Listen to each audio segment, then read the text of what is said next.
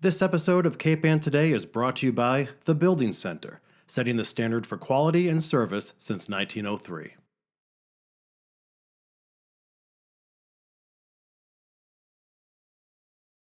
March is Women's History Month. We are speaking to women municipal leaders on Cape Ann, asking about their experiences in local government.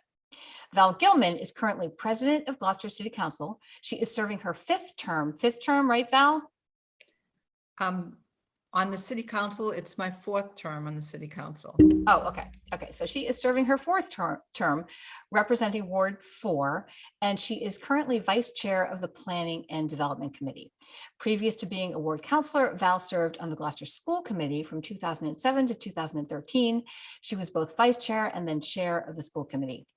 Val, tell us how you got involved in city government and why. What inspired you? That's a great question, and I'm so happy to be here, Heather. Thank you. So my background was human resources, and I kind of started at the very junior level right out of college. I graduated from UMass Amherst, degree in psychology, minor in management, and I started at a very low-level HR job as an HR assistant at Maycom and worked my way up for 21 years. Way up, right? Yeah, way up. Yeah, it was an awesome career and I just loved it. And let's just tuck in here where you ended up. Okay. So my last job, I was vice president and officer of Converse Network Systems, formerly Boston Technology. And I had a staff of 32 people. And I traveled internationally constantly, at least once a month. I had engagements in Hong Kong, Tel Aviv, Japan, Tokyo, just all over the world. And it was really an exciting job. So back in the year 2000, my husband and I were talking about wanting to have a second child. And I had just put through a full merger. I was on the merger integration team between Boston Technology, where I was the VP, and Converse Network Systems, an Israeli-based company. And I said to my husband, I said, you know what? I've done so much in my career, maybe it's time to think about having a second child. And I'd had many miscarriages after our daughter, Casey, who was 12. And so for the first time in 5 times, I didn't miscarry. And we were blessed to have this wonderful little boy. I was 42 years old when I had him. Oh my God. And his big sister was so excited, who was 12 at the time. And so one of my goals was to have our new little boy, attend Gloucester Public Schools. So we enrolled Jared in Plum Cove, and I started getting involved because I wasn't working for the first time in my life. I was actually going to graduate school. I was getting my master's in HR at Lesley University, because my goal was, now that I was a mom and I wanted to balance, I wanted to do consulting. And I had a lot of transferable skills where I could be a HR consultant and kind of work my own hours. So that was my goal. So I got involved, I got dragged into being on the PTO at Plum Cove School. When my son was first grade or second, Kristen Michelle is the one that recruited me. And I started bringing into the job strategic planning on the PTO because I had lived strategic planning and high technology. And so we started listening to what parents were concerned with in the school administration. And we started doing strategic planning for the PTO. And it was you just couldn't stop yourself. It was so cool. Yeah. So after a couple of years, there was a need to get more folks on the school committee. And Kristen said to me, Val, I want you to run for school committee. You'd be great at it. And she said, I'll be your campaign manager. And so I thought about it. It's like $5,000 a year, hardly worth the money. But she wanted me to try. So I ran, and, it was, in Gloucester, I only have at the time 3 relatives, so Gilman's it was my my two kids and my husband. So running in a community of Gloucester, which is so family oriented with popular names, even though I'd lived here for quite a while, I didn't have that name recognition, but I did really well, a lot due to Kristen. And she certainly helped me, but I did well in the election and I got on the school committee. So I just felt that I could make a difference in the schools and bring forward a lot of the things that I had learned in HR onto my role on the school committee. So let's just jump right in there and tell us about what it was like to have this unbelievably high level career. And okay, so that gets basically stopped short for this wonderful child. But what is it like to work, having worked for a Fortune 500 company and then work on the Gloucester School Committee and then the City Council?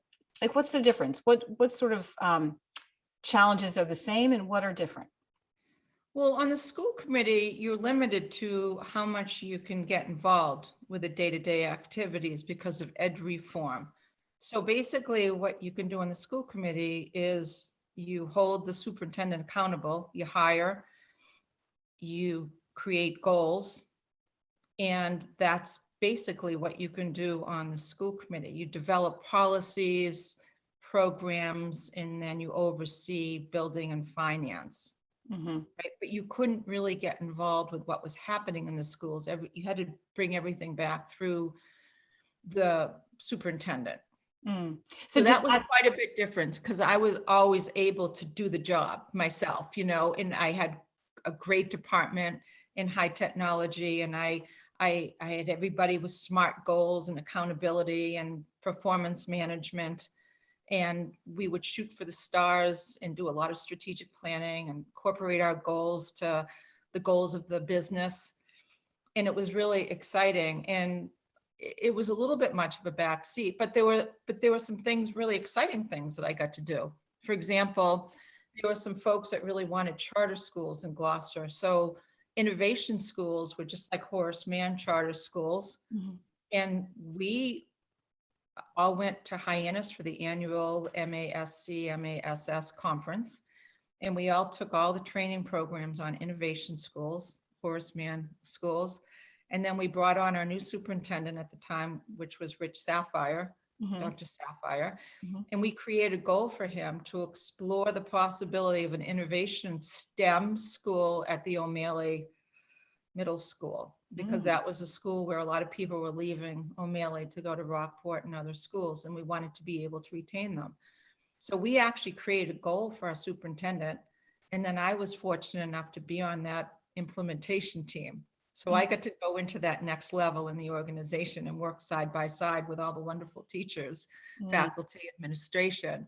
And I got more involved with the day-to-day stuff as a result of me being on that team.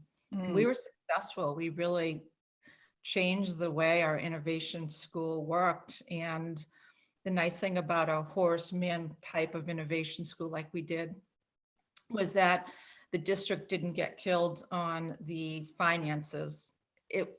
That school was financed as a subset of the district budget and not pulling that money out to give an independent school money that you really felt that the lion's share of the majority of your students needed it. And that was a real benefit. So that was really cool. So I guess that was an example of something that I was able to do because of goal setting. And I brought something in that I had learned in high tech to the school committee. And it was really, it was cool. One year I was overseeing, the year I was vice, the 2 years I was chair, we actually went through, we had 3 superintendents in a year because Christopher Farmer was leaving. Mm-hmm. He gave us his notice. And then we brought in an interim, and then we brought in a full-time, Rich Sapphire. Our interim was Joe Conley. So I was responsible for bringing in 3, of course, not me personally, because all of us worked to hiring him, hiring them. But it was really a great experience in terms of interviewing all these great candidates and doing the right things to try to line up the best superintendent possible.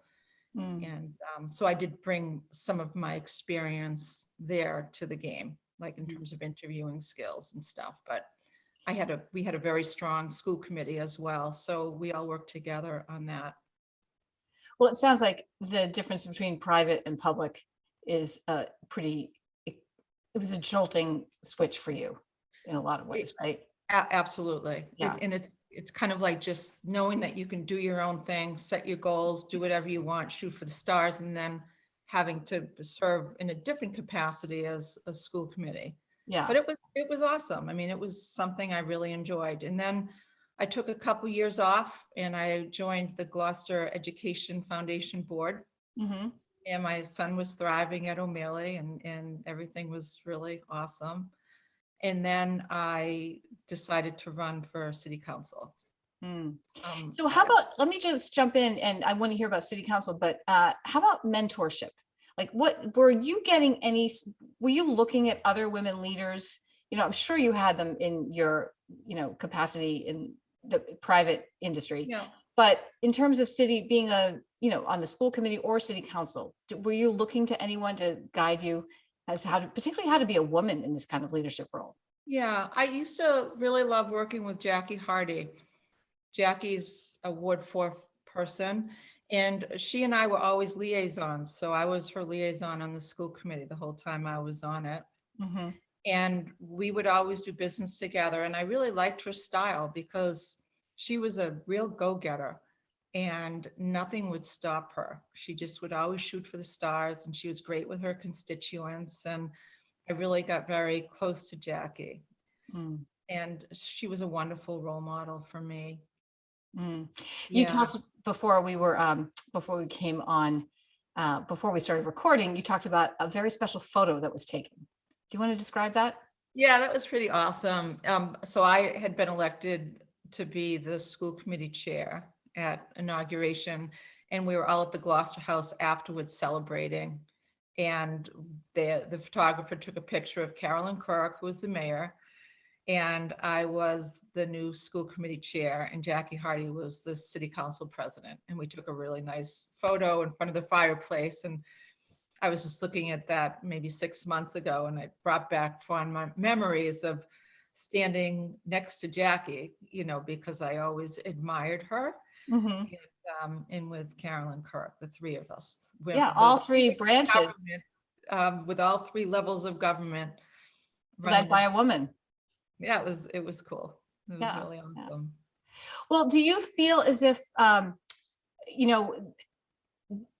returning to that photograph, do you feel as if women feel welcome to move into public office in the city of Gloucester? Do you feel like it's a climate that would invite women? Should we have more women running? If not, why do you think that's happening? I'm not sure exactly why. I know that when I was in the school committee, there were more women.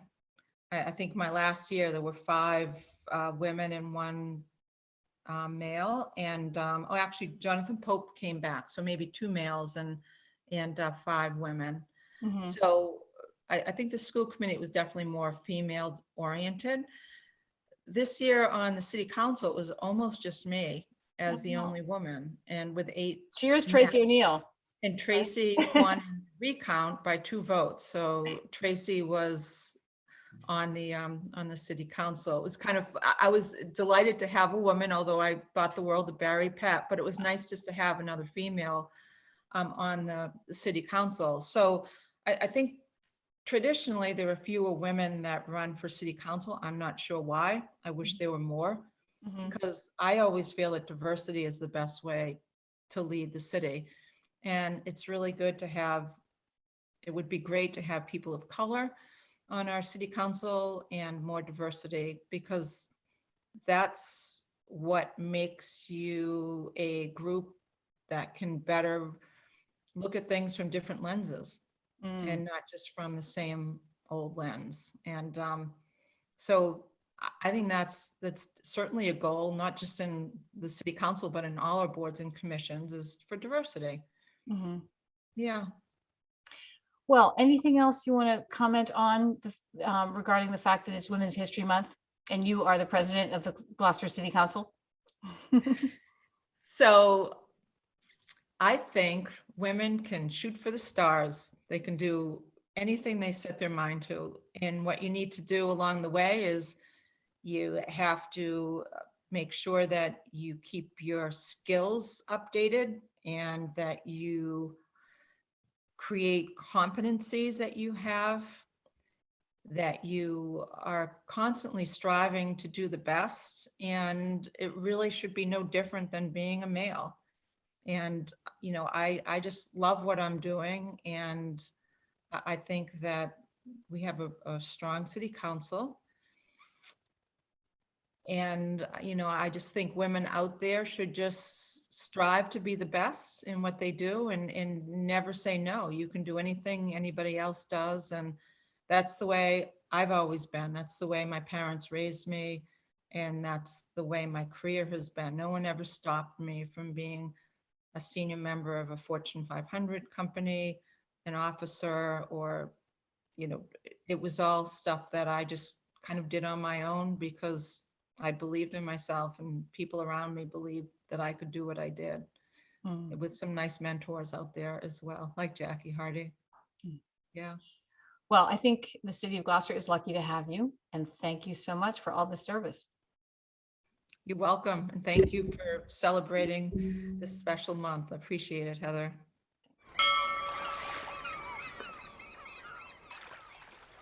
Interested in a sponsorship? Email sponsor@1623studios.org to learn more.